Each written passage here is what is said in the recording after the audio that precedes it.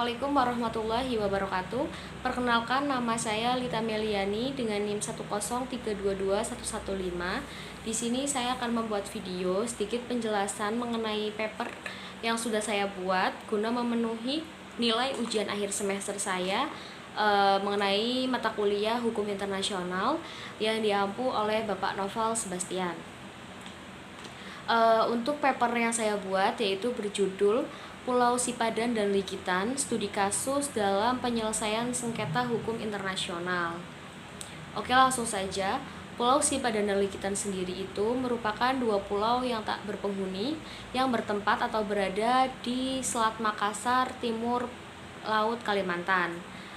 Nah, sengketa atas kedaulatan pulau-pulau di antara Indonesia dan Malaysia sendiri itu ada sejak tahun 1969 hingga tahun 2002 atau selama 33 tahun. Nah, awal mula sengketa ini yaitu dimulai ketika batas wilayah Indonesia dan Malaysia yaitu ketidakjelasan perbatasan yang dibuat oleh Belanda dan Inggris, di mana Indonesia sendiri itu kan merupakan bekas jajahan Belanda. Nah, sedangkan Malaysia merupakan bekas jajahan Inggris. Akhirnya kepemilikan pulau tersebut itu mulai tidak jelas itu ketika Indonesia dan Malaysia itu sudah merdeka. Akhirnya pada tahun 1969 Indonesia dan Malaysia itu melakukan perundingan atau diskusi untuk menentukan batas pulau tersebut atau garis kontinen. Tetapi nyatanya Indonesia dan Malaysia itu tidak bisa menyelesaikan sengketa ini di tingkat pemerintahan. Akhirnya pada tahun 1997 Indonesia dan Malaysia itu memberikan izin litigasi kepada Mahkamah Internasional guna menentukan kepemilikan pulau tersebut. Indonesia sendiri itu mengklaim bahwa Pulau Sipadan dan Likitan itu milik Belanda yang akhirnya diwariskan kepada Indonesia berdasarkan perjanjian tahun 1981. Nah, sebaliknya Malaysia itu menganggap atau menilai perjanjian tersebut itu tidak mendukung klaim Indonesia, dan Malaysia itu menegaskan bahwa Pulau Sipadan dan Likitan itu milik Malaysia karena Indonesia dan Belanda sudah menelantarkan atau sudah tidak mengurus Pulau Sipadan dan Likitan tersebut. Akhirnya proses penyelesaian Indonesia dan Malaysia atau sengketa Pulau Sipadan dan Likitan itu melalui jalur Mahkamah Internasional yang terdiri dari dua bagian, yaitu ada sidang argumen tertulis dan sidang argumen lisan. Sidang argumen lisan itu terdapat 3 bagian. Yang pertama itu ada penyampaian dasar klaim, yang kedua ada kesempatan memberikan tanggapan atau bantahan, dan yang ketiga itu memberikan tanggapan terhadap jawaban si counter tersebut. Nah, akhirnya pada tahun 2002 Indonesia diwakili oleh Menteri Luar Negeri yaitu Hasan Wirajuda, dan Malaysia itu diwakili oleh Tan Sri Abdul Qadir Muhammad. Pada tahun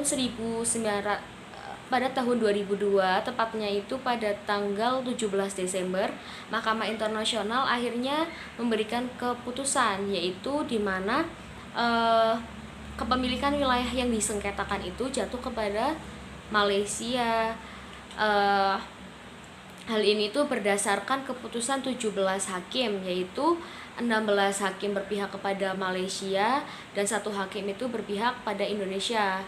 Akhirnya Indonesia itu kalah karena Indonesia sendiri itu dianggap tidak memiliki bukti yang konkret yang dapat memperkuat klaimnya bahwa Pulau Sipadan dan Likitan itu milik Belanda yang diwariskan kepada Indonesia, sedangkan Malaysia itu memiliki banyak bukti dan memiliki bukti melalui sejarah, seperti dulu itu Belanda sudah bertempat tinggal dulu Inggris itu sudah bertempat tinggal di Pulau Sipadan dan Likitan dan sudah melakukan beberapa transaksi perpajakan seperti dia memelihara penyu dan juga pengambilan telur-telur penyu serta pembangunan infrastruktur lainnya di Pulau Sipadan dan Likitan tersebut.